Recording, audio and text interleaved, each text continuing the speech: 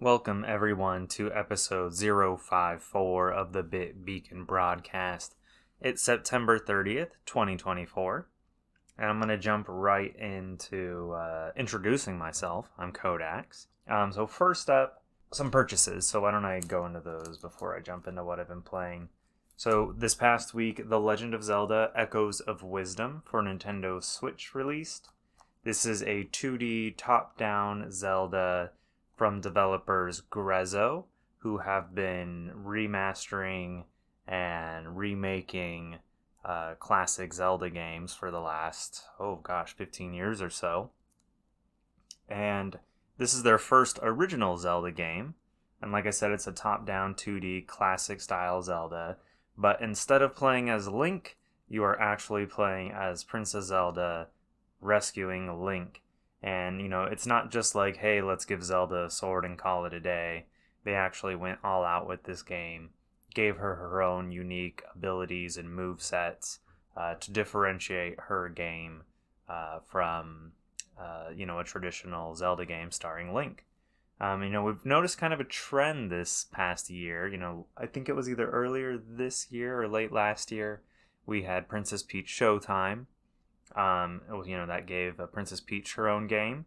And now, finally, after years, fans have been clamoring for a game starring Zelda. We have The Legend of Zelda Echoes of Wisdom.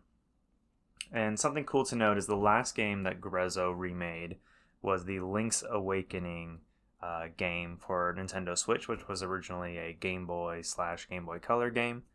And they did it in this very kind of unique toy-looking style, and they've kept that aesthetic for this new game. I have not yet started playing it. I just picked it up, and with my pre-order from Best Buy came an acrylic stand. So it has it's a very small stand. It's probably 6 inches by 6 inches. Maybe 2 inches by 4 inches high.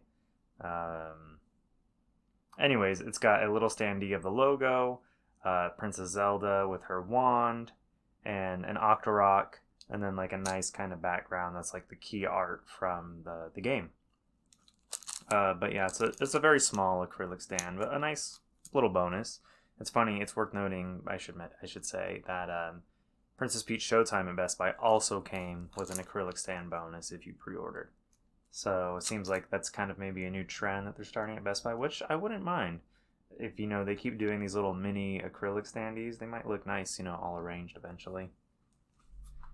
So that's Echoes of Wisdom. I do plan, so I'm kind of on a weird, I'm like not playing anything on Switch right now. I think my brain is just so like, come on, give me the Switch successor.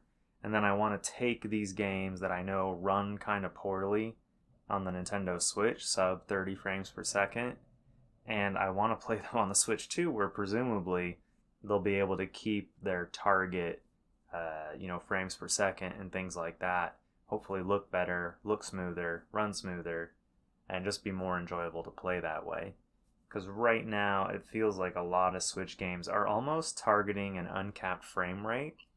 Almost like maybe they know that the Switch 2 is going to be able to run them at a smoother frame rate, so they are less concerned about like really optimizing it for the current Switch, which on one hand is kind of unfortunate, but on the other hand, I don't mind that entirely, because when I do get my Switch 2, presumably, or whatever the heck they call it, I do plan to go back and play some of those games, and it's nice that they'll at least be uncapped, so they should run better, on the Switch too. Just make a more enjoyable experience, and kind of, console launches are always a little rough that first year. There's maybe one or two big games people want to play. A lot of third-party developers don't have access to the hardware yet. Only like really trusted partners get access to the hardware. So in the development cycle, that is. So, you know, there's really only a handful of games that launched during that first year for the Switch 2, probably. And so going back to my backlog this past year and a half of releases or so before the Switch 2 should, you know, help smooth that transition over and make, you know, playing on the Switch 2 worthwhile and enjoyable. So that's kind of why I'm putting off playing any Switch games in recent memory. Although I did play a Switch game this weekend. I'll get there, though. So another purchase that came in, and I spoke about this one last year, it's Reynatis from a couple different people. So it's published here in the West and localized by NIS America. And it's published, I think it's like parent developer. I think it's a multi-developer game. But anyways, this is the game last week I was talking about that has a lot of Kingdom Hearts pedigree involved with its development in terms of the story and the music. And this game, I have been playing it this past weekend. I spent about 6 hours from, you know, Friday to Saturday, a few hours here and there, or Friday to Sunday. And I'm enjoying it quite a bit. It is very low budgety. Like the character models don't really look anything like the really nice character art that there is for the game. But it's an action game, and it is, it kind of starts, you have these two protagonists, right? And each chapter of the game is divided up into 30 some odd chapters. I think I'm on chapter 15 or 16 right now. And each chapter kind of sets you with a different set of 3 characters, and they kind of go back and forth. So chapter 1 is with one set, chapter 2 is with the next set, and they go back and forth. I think eventually maybe there's going to be sort of a merging of that, and you'll just be able to freely pick between the 6 characters. But that's just kind of a guess I have. So the gameplay is very hack and slash. So far, I haven't found it incredibly challenging. There's been only a couple fights that I've felt particularly challenged by, where I've had to kind of restart and redo it over and over again to get the boss down or the group of enemies down. So I'm a little disappointed in the challenge. I don't know if there's a higher difficulty. Maybe there's a New Game Plus. I'm not totally sure. But I will say the music is fantastic. The story is very interesting. To sum it up would be a little challenging, but long story short, there's these two. So basically, when people die in this alternate version of the world, they are sometimes brought back to life by this mysterious force. I think it's known as Dominus, or this person. And when you come, if you get chosen to basically come back to life, you keep all your memories and everything, but you're for some reason known as a replica. I don't know why that is. I haven't really gotten into the details yet. And long story short, you become what the world calls a wizard. So you gain special magical abilities, not necessarily like casting spells and stuff, but you gain otherworldly ability. You know, the ability to, you know, do all kinds of crazy things, summon a crazy weapon, that kind of stuff, and use kind of unique abilities. And obviously, of course, the government wants to control this, so the government has their own kind of group of these wizards, and then there's also sort of like a rebel group of wizards known as the Guild. So you have the Magical Something Authority, the MEA, is like the government kind of control side of things, and then you have the Guild, which is sort of like an outside group that wants wizards to, you know, be free and, you know, whatever, supposedly. And then you have the main character. One of the main characters was just sort of trying to live their own life and become stronger, but then gets recruited sort of into this third group known as Owl, which is sort of just doing their own thing with their own aims and ambitions, not wanting to be involved with either the Guild or the MEA. Long story short, one of the other parties is part of the MEA, but seems to be on the outs with the MEA at some point, and it seems like these two teams are going to have to team up together and, you know, push things forward. There's a lot of very Kingdom Hearts things about the game. I will say the gameplay is somewhat reminiscent of that, but it does have character switching. It does have some like collectibles, like secret reports, kind of like Kingdom Hearts has stuff like that. Yoko Shimomura's music is excellent. I'm really enjoying that aspect of the game a lot. Anyways, I'm gonna keep playing it. I don't know. I'm guessing it's not a particularly long game, but I'm guessing probably about 15 hours to do all of it. They have announced that they are adding 9 post-game updates, I believe they said, that are each going to add like a new story of some kind. Some that were like prequels, some that are like take place after the game. So I'm also looking forward to maybe revisiting the game occasionally over the next few months as they add those things in. Sometimes when I'm playing games, like I'll get real bored while I'm like listening to the story stuff play out. So I end up getting distracted by my phone, which is definitely a problem of my attention span more than anything. But I will say I am, as much as Reynada's story is kind of like a little like kind of crazy, it is keeping me interested. The dialogue between the characters is also really excellent. There are a lot of really kind of snarky, funny jokes. Like, not like, oh my god, I'm dying of laughter, but like, where you let out a nice chuckle, you know? The game is fully voiced, but it is all in Japanese. There's no English voice acting, so I know for some people that's like a major turnoff. But it hasn't really bothered me. And anyways, yeah, I really am enjoying it. The 6 main characters that you get to play as are all pretty interesting. Some more than others, I'd say. But the 2 protagonists are at least a lot of fun to play as and watch them kind of interact with the world. I'm excited to see how their stories play out and intertwine going forward.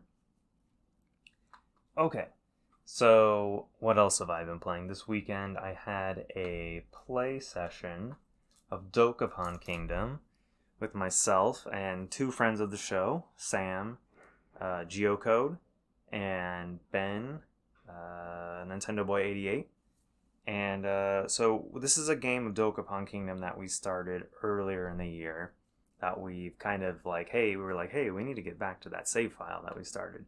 So Dokapon Kingdom, for those of you that don't know, is kind of like, not really Mario Party because there's no mini games, but it is a board game style adventure.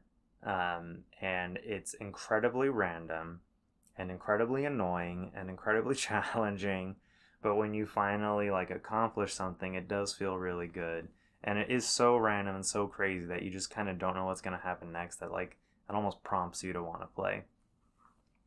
So this save file we picked up was from earlier in the year, and we probably played for 4 hours, I think, 4.5 hours, and we only finished 1 chapter out of the 8 in the game. So we are now finished with chapter 3, and we have 5 more chapters to go. So we're just now starting chapter 4.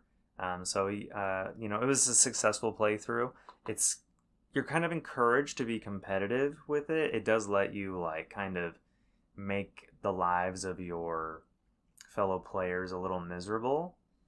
But I've chosen, sometimes we choose to sort of, be more teamworky to just like progress things, because otherwise you can just straight up fight people in this game. Like you can land on the same tile that they're on, and then you go into these turn-based RPG battles, but of course there's like a random element to them. And the other thing I want to say is it is like an RPG, like a JRPG, where you are leveling up, you are getting new stats, you're kind of selecting where some of your stat points go. I will just heartily recommend it though. If you do have a few people you want to like that are into board game style games, recommend grabbing them. Whatever you do, do not play with the CPU. The CPU is a cheater. It does all kinds of cheaty things, and it will just make your game miserable. The first time we started playing Dokapon Kingdom a year ago, we tried playing with one of the CPU characters on normal, and it just made our lives a nightmare. We ended up just quitting it and restarting because everything would go perfectly for the CPU. Meanwhile, the 3 of us were just absolutely miserable. Like it would always roll exactly the number it wanted to roll, to move the amount of spaces that it needed to move. Like it was just crazy. Like that game cheats. Like it's worse than Mario Kart rubber banding of the AI. So yeah, just whatever you do, don't play with other players. It does have online play, so if if your friends also buy the game, you can play a game online, and you can even save the game and continue to pick it up later, which is a pretty unique thing that you don't often see in online games, I feel. But yeah, Dokapon Kingdom, check it out, recommend it. Okay, so what's going on otherwise? Not a whole lot. I don't really have any foreseeable gaming events on my calendar, probably until early December with the Game Awards in Los Angeles, Jeff Keighley's The Game Awards. So I will probably end up going to the Game Awards, although each year I kind of I don't know, not regret going, but just sort of why am I here again? And the reason I'm there really more than anything is to try and get someone's signature. So yeah, I'll probably go, especially with Astrobot likely to be nominated for Game of the Year this year. I would absolutely love to get that signed by the game director, Nicolas Doucet. I don't know how you pronounce his name, Doucet. Something French, although, the team is in Japan. So interesting that a French guy is leading the Japanese Sony team. Anyways, I'm going to jump into our first news story, and that's the PlayStation State of Play. So on September 24th last week, Sony had their probably final State of Play of the year. So let's jump into some of the announcements that kind of stood out to me. Obviously, I'm not going to cover everything seen in the State of Play. So first up, Team Asobi presented a new look at 5 upcoming speedrun levels and 10 new bots to rescue, including characters from Stellar Blade and Helldivers, all of which will be available in a free update later this year. Game director Nicolas Doucet? I don't know, I'm so sorry, Nicolas. Also hinted that this was just the beginning for post-launch content for Astrobot. So, we got an update coming later this year. It looks like there's going to be speedrun levels. And from what I kind of gathered from the trailer, though they didn't outright say this, is that based on how quickly you make it through the level, that's going to play a factor in how many bots you're able to rescue at the end of that level. So let's say there's a 3-minute goal and a 2-minute 30 goal. If you only hit the 3-minute goal, I think you're only going to be able to get one of the 2 bots from that level rescued. So in actuality, there's not going to be bots hidden in the stage, it doesn't seem like. It's just going to be purely based on how quickly you can speed run through the level, and that will determine do you get 1 or 2 bots rescued at the end. So encouraging replayability for sure, but not maybe the traditional Astrobot levels that maybe some were hoping for. Maybe we'll get more of that later down the line, but still, I'm excited. I'm sure they'll be reasonably accomplishable, these speedrun levels, but I do expect to probably, have to try your hand at it a few times, much like the hard mode levels in the base game. Next up was a really gorgeous claymation style game called The Midnight Walk, which is from Moonhood Studios, which is founded by the creators of Lost in Random, which was a pretty big indie game a few years ago. This title will also be compatible with PlayStation VR too. So the best way I can really describe this is kind of it looks like it's like a 90s claymation film turned into a narrative adventure game. Almost like, maybe not James and the Giant Peach, but definitely has some inspiration from that style of claymation for sure. The next game that caught my eye was Arch-Age Chronicles from Korean developer XL Games. Arch-Age Chronicles is described as an online action RPG with epic large-scale raids and cooperative gameplay. Now, I didn't really gather from the trailer that this was a multiplayer, MMO light kind of game, but it kind of reminds me of maybe something like what Destiny would be like if it was more of a traditional fantasy game. So I don't know, maybe if you're into that kind of MMO light kind of feel of a game, might be a game to check out. But visually, it was absolutely stunning. I love its dark fantasy vision, and I'm definitely intrigued by the game. It does give me also kind of some Monster Hunter vibes, because it did show like what I thought was just NPCs, but apparently it's other players like tackling these big monsters and dodging and moving out of the way. So I do think that maybe there might be some parallels to be drawn there as well. I do hope the game isn't free to play, because that's just going to spell, buy this, buy that, buy this, buy that kind of disaster. And then it likely means that it's like always online too. Now, Pal World. Yep, the very same Pal World, the monster taming survival game that has caused a lawsuit in Japan with Nintendo, is available now as a Shadow Drop style release for the PlayStation 5. So when I say Shadow Drop, that means like, hey, they announce it in the trailer and it's available immediately. That's a Shadow Drop. Interestingly, though, the game will not yet be sold in Japan on PlayStation 5, likely due to the lawsuit that Nintendo filed in Japan. So if you're looking to play Power World on PS5, it's finally available, but I hope you live outside of Japan, which I don't think we have many, if any, listeners in Japan, so you should all be okay. The State of Play then threw it back to a retro remaster of two classic Sega CD games, Lunar the Silver Star and Lunar Eternal Blue. These games will re-release in a special enhanced package known as Lunar Remastered Collection. Players can toggle between the original visuals and enhanced HD visuals and widescreen support.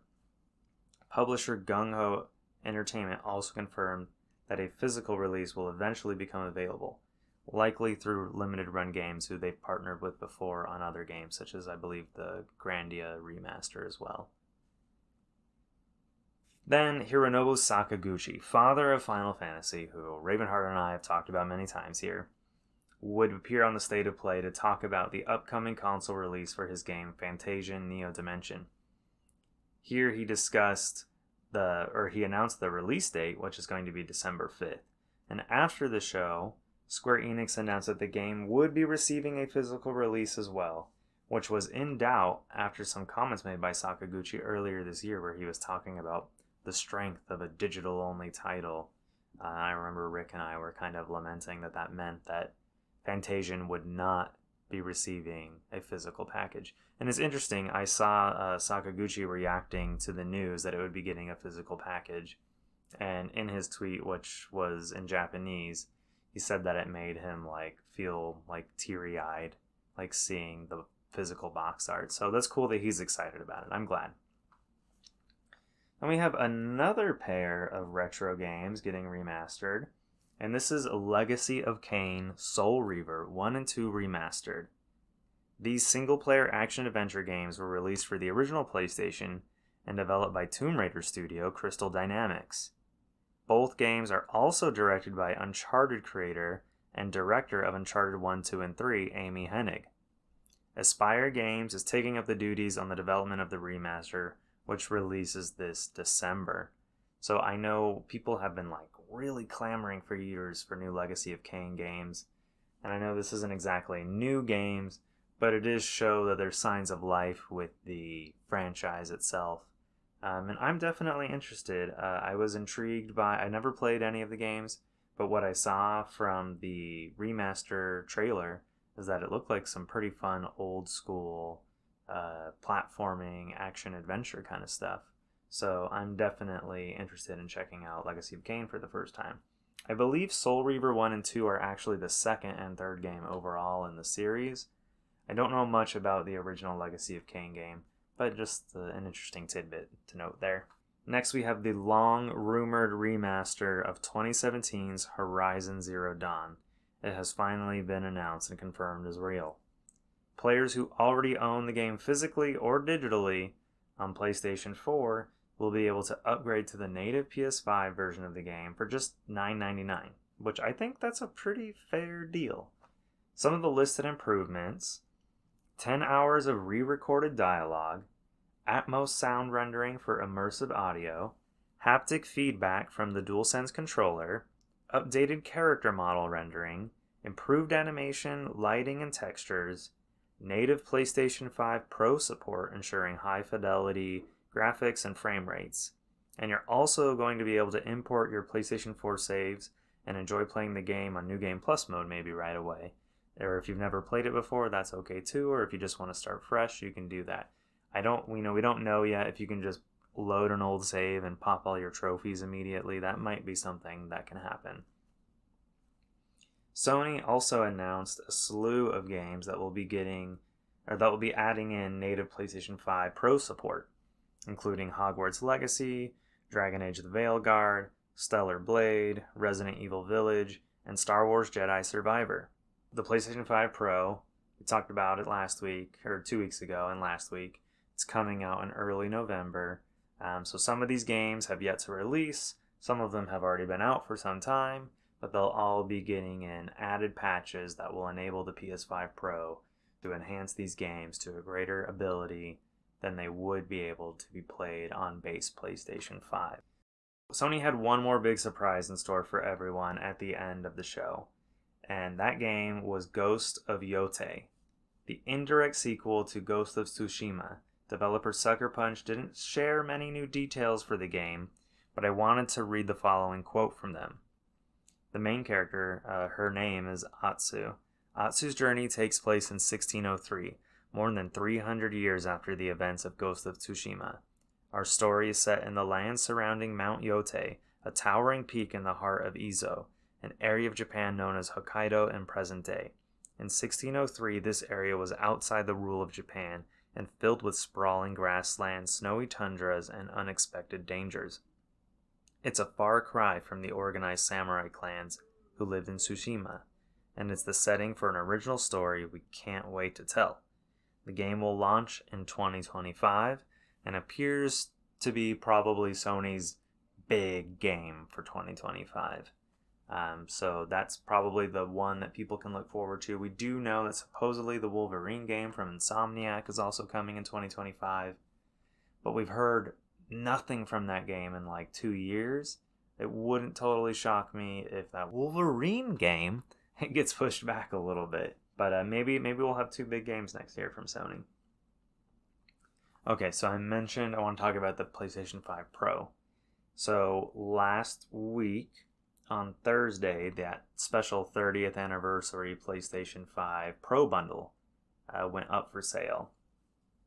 And so I was determined to give it an attempt, to at least say, hey, I tried to get one. Maybe it didn't work out. Oh well, but hey, I was there. I was trying. So I was able to secure a PS5 Pro 30th Anniversary Edition bundle. I was kind of in disbelief. I got really, really lucky. What ultimately happened is that I woke up a little before 5 a.m.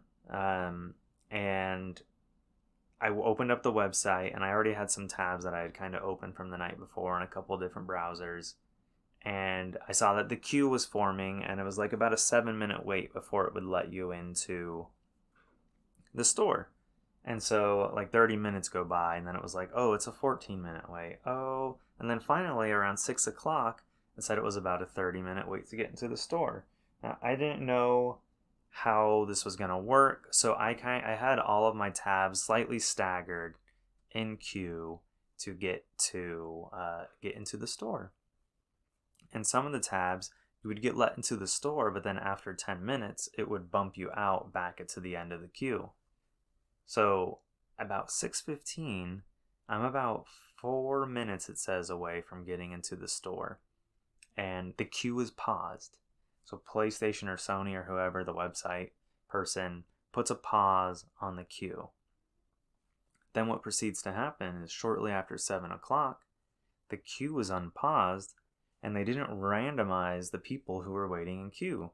They were supposed to, or at least what the website said, is that it was going to basically make it kind of lottery. Anyone who jumped into the queue before 7 a.m.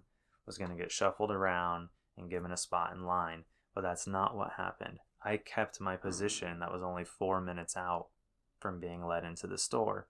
It ended up taking a little longer than 4 minutes to get into the store. It kept fluctuating the time.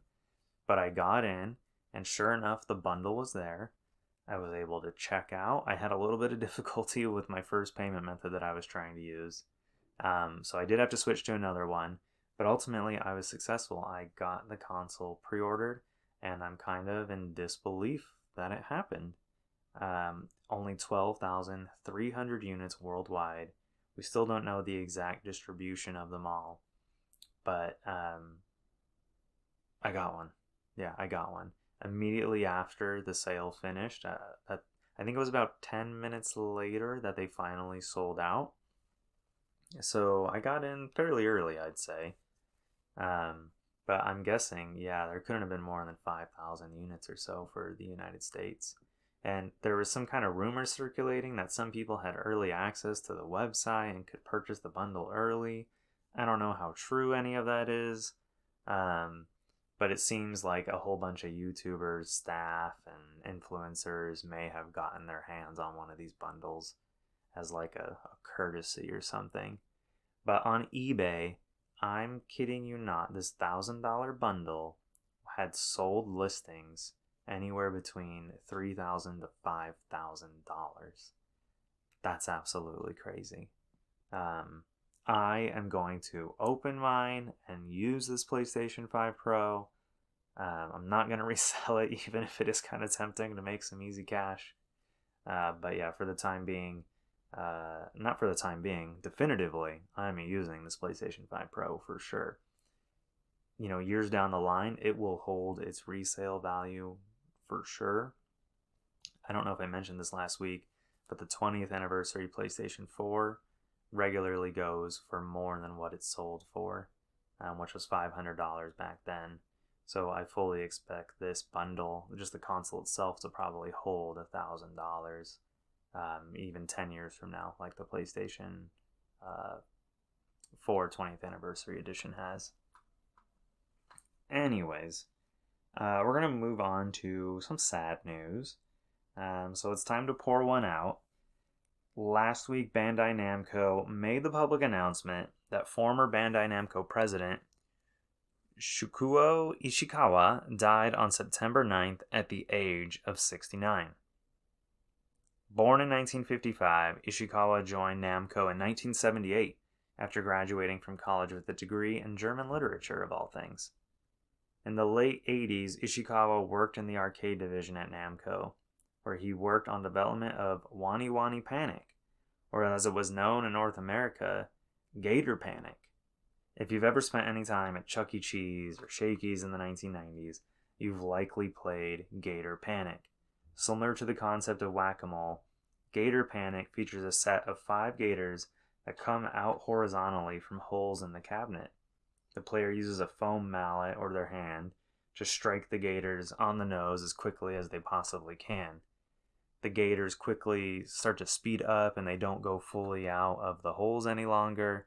And you're just kind of like, it gets so fast that it becomes almost impossible to keep up. It's one of those games where you'd be like, hey, come help me, friend, you know? And you each watch 2 or 3 of them. For me, in North America, the thing I remember the most about the game, the gators made a different sound when you hit them compared to Japan. And in North America, they made this like, ow, ow, ow noise. And I don't know, for whatever, it's like seared in my brain permanently. I recommend, jumping to YouTube, looking up Gator Panic, just kind of get a nice throwback of nostalgia. Gator Panic can still be found in arcades around the world today, for sure. So as Ishikawa climbed the ranks, he continued to leave his mark on games, with executive producer roles on games like Xenosaga, Soul Calibur, the original Soul Calibur, and various entries of the Tales of series. In 2006, only a year after Bandai and Namco merged, Ishikawa became president of Bandai Namco Games. And then in 2009, he became president of the entirety of Bandai Namco. He is credited with getting Bandai Namco out of its recession slump through his IP access strategy. That's a quote, or that's in quotes. Ishikawa empowered his teams by delegating authority, motivating employees with the message, let's go wild with energy. He encouraged a culture of creativity and boldness, pushing his team to explore new ideas and take risks. That's a quote from Bandai Namco's sort of not a eulogy, I forget what you call it. Anyway, so it's just nice to see that he was kind of a very pro-employee creativity kind of president.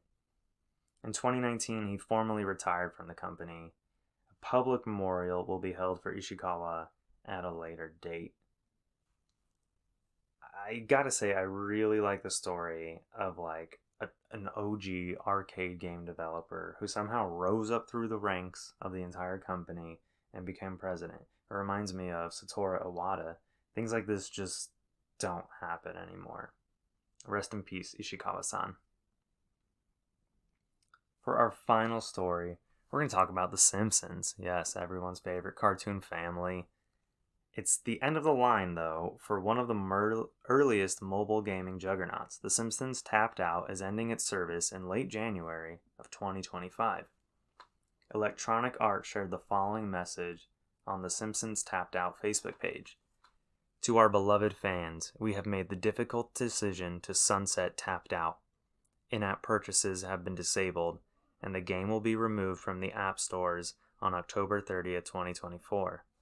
You may continue playing until January 24th of 2025, at which point servers will be turned off and The Simpsons Tapped Out will not be accessible.